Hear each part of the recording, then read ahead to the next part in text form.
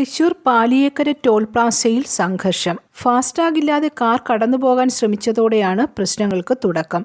തുടർന്ന് കാറിന് തടസ്സമുണ്ടാക്കി സ്ഥാപിച്ച വീപ്പ മാറ്റാൻ പറഞ്ഞ് തർക്കം രൂക്ഷമാകുകയായിരുന്നു. തൃശൂർ ചുവന്നമണ്ണ് സ്വദേശി ഷിജുവിനും ടോൾ പ്ലാസയിലെ 2 ജീവനക്കാർക്കും പരിക്കേറ്റിട്ടുണ്ട്. സംഭവത്തെ തുടർന്ന് ഏറെ നേരം ഗതാഗതം തടസ്സപ്പെട്ടു. News desk press Malayalam.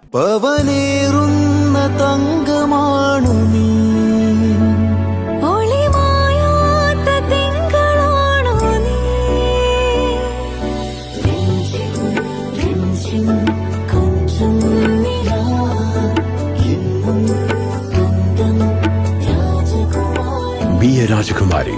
Rajakumari Gold and Diamonds. The trust of Travancore. Rajakumari.